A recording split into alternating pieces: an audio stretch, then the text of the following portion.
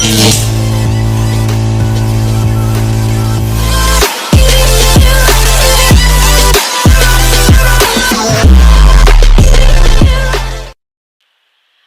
वालेकुम स्टूडेंट्स। आज हम जो है अपना 2025 का फर्स्ट ईयर का जो न्यू सिलेबस आया है उसको स्टार्ट करने जा रहे हैं। तो इंशाल्लाह जो है चैप्टर वाइज हम इस सेशन में अपने इस सारे के सारे फर्स्ट ईयर के सिलेबस को कवर करेंगे। तो चैप्टर नंबर 1 स्टार्ट करने लगे हैं। आज हम इसका जो है वो थोड़ा सा इंट्रोडक्शन देखेंगे। कुछ बेसिक टर्म्स हैं वो आपको समझना बहुत ज़्यादा ज़रूरी है। हमने आज कुछ बेसिक टर्म्स देखने हैं और आपने अपने जो है ज़हन नशीं कर लेनी है। ये हमारे सारे के सारे चैप्टर में ये जो है वो यूज़ होंगी।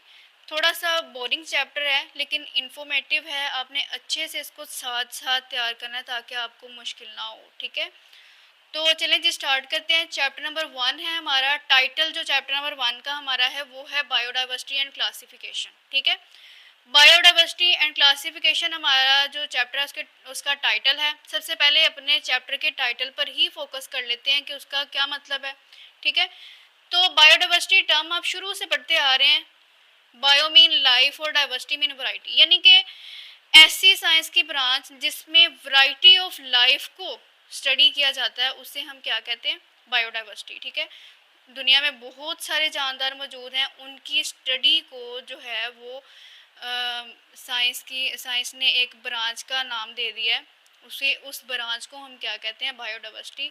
अगर इसकी हम प्रॉपर डेफिनेशन की बात करें तो वैरायटी ऑफ लिविंग ऑर्गेनिज्म को मेजर करने वाली जो साइंस की ब्रांच है वो बायोडाइवर्सिटी कहलाती है। सेकंड टर्म हमारे पास आती है phylogeny, evolutionary relationship of organism.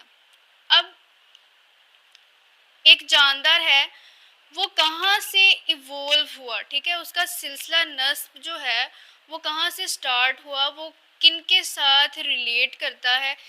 जैसा कि अब अपनी ही बात कर लें, जैसे कि हमारे आबा अजदाद हैं, हमारे दादा परदादा। ठीक है, हमारा सिलसिला नस्ब जो है वो चलता चलता हम तक पहुंचता है। ये जो है एक ऑर्गेनिज्म की फाइलोजेनी कहलाती है। ठीक है, तो evolutionary relationship among organism is called phylogeny. अच्छा जी, अब थर्ड पे हमारे पास आती है टर्म क्लासिफिकेशन। हमें पता चल गया कि ऑर्गेनिजम्स की वैरायटी को स्टडी करने वाली जो टर्म है वो बायोडाइवर्सिटी है, और फिर जो सिलसिला कहाँ से इवोल्व हुआ ऑर्गेनिज्म वो जो है उसकी फाइलोजेनी कहलाती है। अब उन ऑर्गेनिजम्स को जो एक जैसी करेक्टरिस्टिक्स रखते हैं उनको अलग अलग ग्रुप्स में जो है वो तकसीम कर दिया जाता है ताकि उनकी स्टडी नेक्स्ट इजी हो सके, उनको समझना आसान हो सके। ठीक है, तो ऐसी अरेंजमेंट ऑर्गेनिज्म की ग्रुप्स और सब ग्रुप्स में जो की जाती है उस टर्म को हम कहते हैं क्लासिफिकेशन। ठीक है, क्लासिफिकेशन इसलिए की जाती है कि ऑर्गेनिज्म जितने भी दुनिया में मौजूद हैं हम इजीली बता सकें, इजीली उनको ग्रुप्स और सब ग्रुप्स में डिवाइड कर दिया जाता है ताकि हम इजीली समझ सकें कि ये जो है फ्ला किंगडम से है, फ्ला कैटेगरी के हैं, लाइक एनिमल्स हैं ये, लाइक ये प्लांट्स हैं। नेक्स्ट हम इनको प्रॉपर जो है वो पढ़ेंगे। तो आए हम थोड़ी सी अब जो है बायोलॉजिकल क्लासिफिकेशन की हिस्ट्री की तरफ चलते हैं। ये दो पॉइंट ऐसे हैं जो आपकी बुक में मौजूद नहीं है, लेकिन ये समझना थोड़े से जो है वो इम्पोर्टेंट है ताकि आपको बाकी सारी की सारी जो है वो स्टोरी की समझ आए। ठीक है, अच्छा सबसे पहले एक साइंटिस्ट था वो जिसका नाम था जी कार्लस लिनियस। ठीक है, उसने 1755 में टू किंगडम क्लासिफिकेशन सिस्टम जो है वो प्रपोज किया। उसने कहा कि दुनिया में जितने भी ऑर्गेनिजम्स हैं वो दो तरह के हैं, या तो वो प्लांटाई हैं या एनिमेलिया हैं।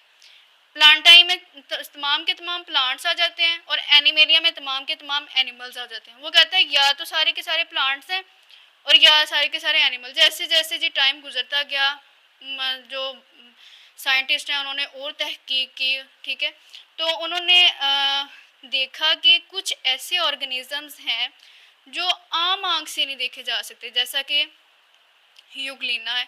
तो एक साइंटिस्ट आया जिसका नाम था ई हैगल।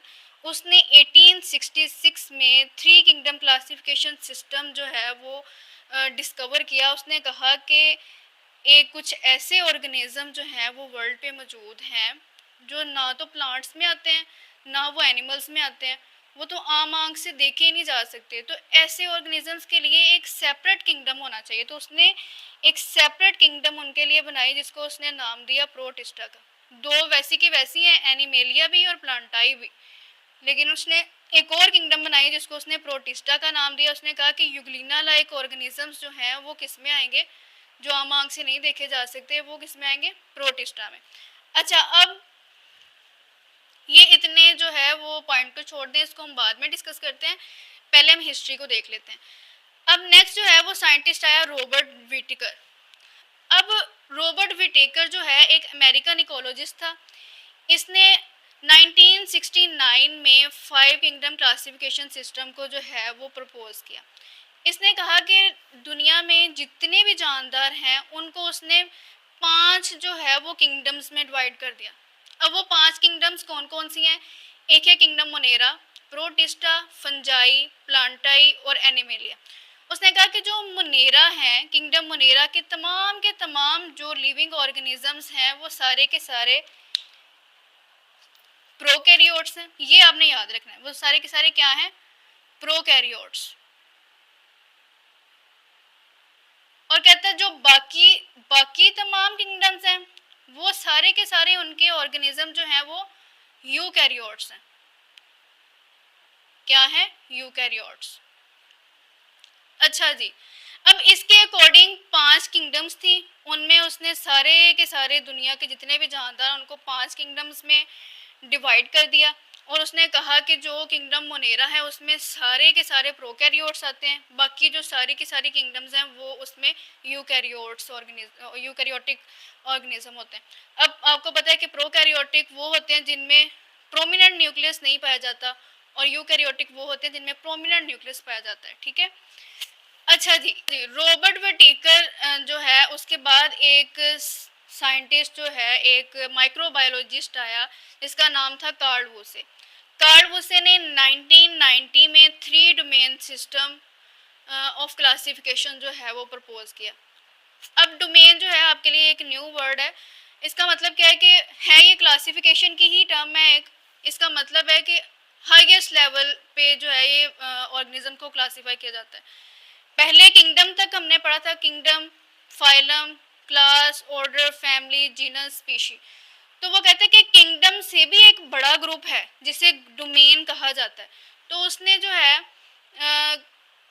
शेयर्ड कैरेक्टरिस्टिक्स की बेस पे लिविंग ऑर्गेनिजम्स को जो है वो 3 डोमेन्स में डिवाइड किया। ठीक है। उसने कहा कि ये इसकी जो रॉबर्ट विटेकर की जो थ्योरी थी ये थोड़ी सी रिजेक्टेड है, इसमें थोड़े से ड्रॉबैक्स हैं।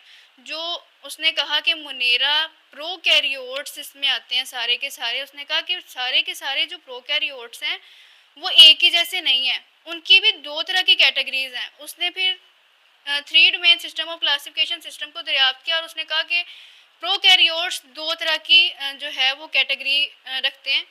एक जो है इसको नाम दिया उसने आर्किया का, और एक को उसने नाम दिया बैक्टीरिया का। डोमेन आर्किया है जो, और डोमेन बैक्टीरिया है, वो दोनों हैं वो दोनों प्रोकैरियोट्स हैं।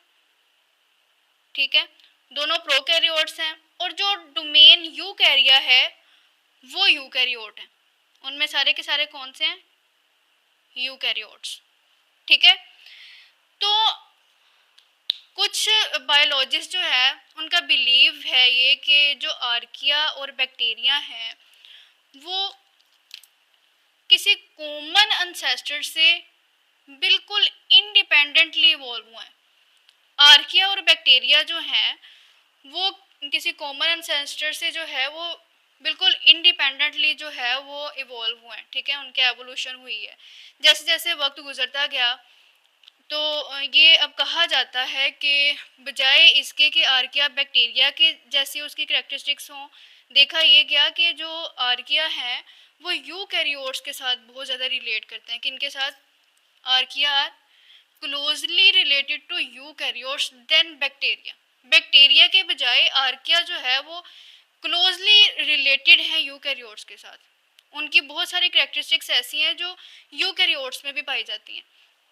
तो आपकी बुक में एक फाइलोजेनेटिक ट्री बना हुआ है, और अच्छा एक वर्ड यूज़ हुआ है आपकी बुक में कि जब बैक्टीरिया और आर्किया स्प्लिट अप हुए तो ये कहा जाता है कि यूकैरियोट्स जो हैं वो आर्किया से बने, ठीक है, यानी कि उनके आबाओ अजदाद, उनकी फाइलोजेनी जो है वो आर्किया से चलती आ रही है।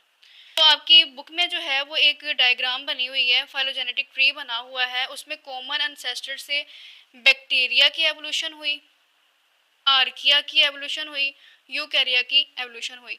फाइलोजेनेटिक ट्री में जो है यूकैरिया की ब्रांच के साथ आर्किया को ड्रा किया जाता है, क्योंकि ये दोनों आपस में बहुत ज़्यादा वक्त गुजरने के साथ साथ इनकी करेक्टरिस्टिक्स आपस में बहुत ज़्यादा मैच करने लगी।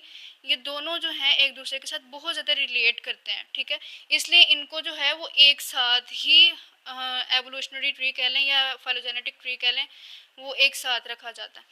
तो जो बैक्टीरिया है और आर्किया है वो क्या है, प्रोकैरियोट्स हैं, और जो यूकैरिया है वो यूकैरियोट्स हैं, किसके अकॉर्डिंग, कार्ल वूसे के अकॉर्डिंग, ठीक है।